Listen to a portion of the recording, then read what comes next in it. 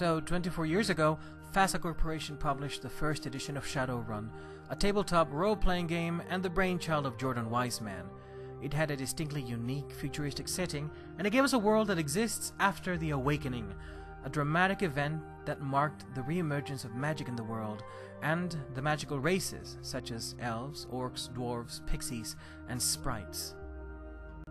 Instead of regressing to some sort of medieval fantasy land, the world after the Awakening is one in which cybernetics, magic, and fantasy creatures coexist.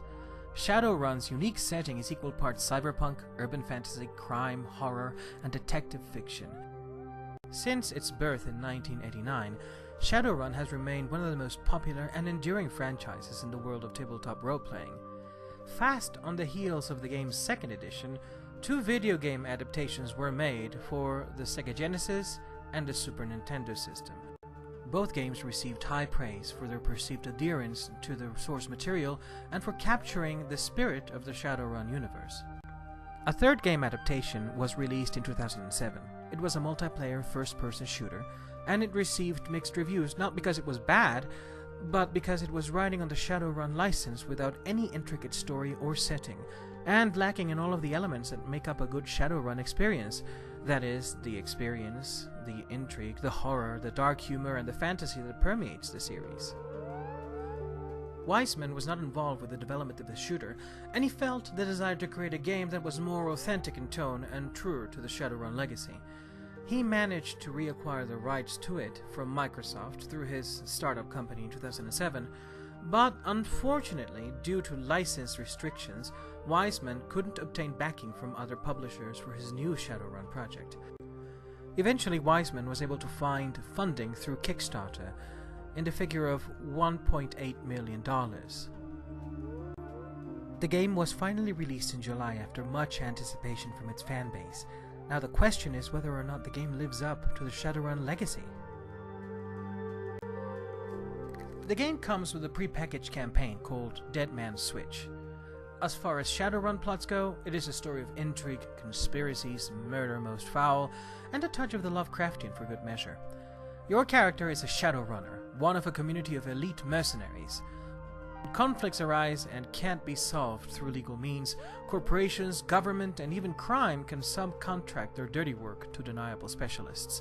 They all work in the shadows cast by the gigantic corporate buildings. The game starts with your character receiving the phone call, last will and testament from an old colleague of yours. It turns out someone has snuffed him, and that has triggered the eponymous Dead Man's Switch, which alerts people that he's plant food and tells his lawyer to contact the poor sap the recently deceased put down in his will as the person in charge of finding out what happened. And that's you. Along the way, you will uncover sinister conspiracies, kill many people, and even get a cameo from the Super NES protagonist, Jake Armitage. Apparently he's the kind of guy who likes to take a nap at a morgue. I don't like to judge, but that's kinda weird. The plot is well written, and it takes you through several key areas of the city. You get to visit several different locations and interact with a lot of different characters. Unfortunately, people who are more accustomed to free-roaming RPGs might feel that the plot is a little bit too linear, and at times it takes you by the hand a little bit too often. There are really no branching paths, and you get the impression that whatever choice you make throughout the story doesn't really have that much of an effect. There is not a lot of replay value in the main campaign, since the path is almost identical for every single class of character you choose. With that in mind, the quality of the writing is very good, and you can be guaranteed to be entertained, although I would rather not discuss the intricacies of the plot so as to avoid spoilers. The character creation process is a standard of the series, where you create your character by selecting your gender, then your race, and then you select from a series of professions, such as street samurai, mage, decker, shaman, rigger, physical adept. Or you can even select not to choose a class and then create your own through stats. But your initial selection will determine what kind of stats you're the strongest in, and which ones are the weakest. Character development and leveling is done through karma. You acquire karma points by completing quests and by doing good deeds.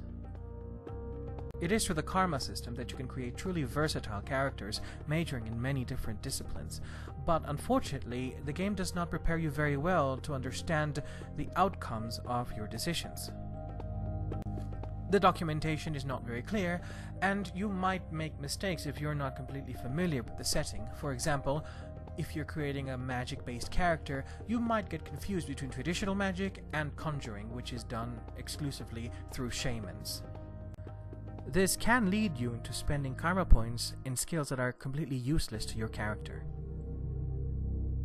The game's mechanics are divided into exploration and combat. In exploration mode, you run around the world and talk to people and investigate things, and you can also run through the Matrix as well. Combat is turn-based, and it works with a system very similar to that of XCOM Enemy Unknown. The world is subdivided into grids, and to move around you use action points. You need to take cover to protect yourself from incoming attacks, and also every action you use, be it a spell, using an item, or firing a gun, or reloading it, require action points as well. It is a simple, streamlined system, and it works very well. Unfortunately, there are some bugs still associated with the combat system. For example, sometimes switching between the Matrix and the real world will not get you out of combat mode, forcing you to go through the exploration mode using action points and turn-based mechanics.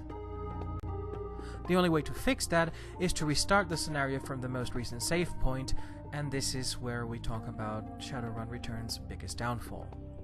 Your game is automatically saved whenever you enter or leave an area. There is no way to save your game manually, and that can lead to a lot of frustrating situations. For example, there are spots where you must choose a squad of Shadowrunners to accompany you into the next mission. Unfortunately, this selection happens at the end of a chapter in one location, and you start the next chapter in the next location.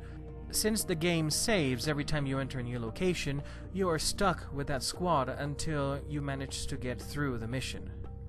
If you have made a poor choice of squad mates and you want to change your roster, you actually have to play the previous mission from the very beginning all the way to the end so that you can select your squad again. The decision to have this save system in place makes no sense, and all it does is really to aggravate the players and possibly turn them off of what is a great game. Visually, the game is beautiful. It captures Shadowrun Seattle perfectly and beautifully in all of its glorious grime. There have been complaints that the game does not boast AAA graphics, but in this case, this is a game that does not need them. The setting is the star of Shadowrun, and Harebrained Schemes has managed to bring it across beautifully. The music is excellent and was composed by Marshall Parker and Sam Powell, who are on board with the original Super NES and Sega Genesis versions. Finishing Dead Man's Switch, however, is only the beginning. Shadowrun Returns was clearly made with modders in mind. Right from the start, you're able to see that, although the game comes with the pre-made campaign, you're able to create your own campaigns or download them from the Steam Workshop. At the time of this review, there is already a sizable quantity of user-created content ranging from assets to full campaigns, many of which are still in beta. The game's editor is versatile, and it allows you to create very thorough maps and events, but it does have a rather tricky learning curve, so it may take some practice to be able to execute the campaign of your dreams without too many hitches. Still, there is a great amount of potential for both user-generated content and for official expansions. Harebrained Schemes has already announced that they are working on a second city, Berlin, and it has a release date of January 2014.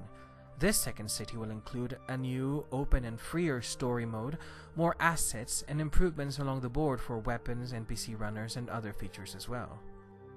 Shadowrun Returns is obviously a labor of love, and it is also probably the first time we've seen a faithful rendition of the world since 1994.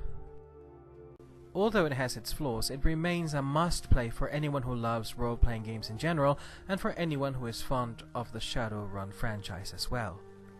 Because of its great work capturing the spirit of the setting, its well-written first campaign, and the great amount of assets provided for creators alike, Shadowrun Returns gets a 4 out of 5.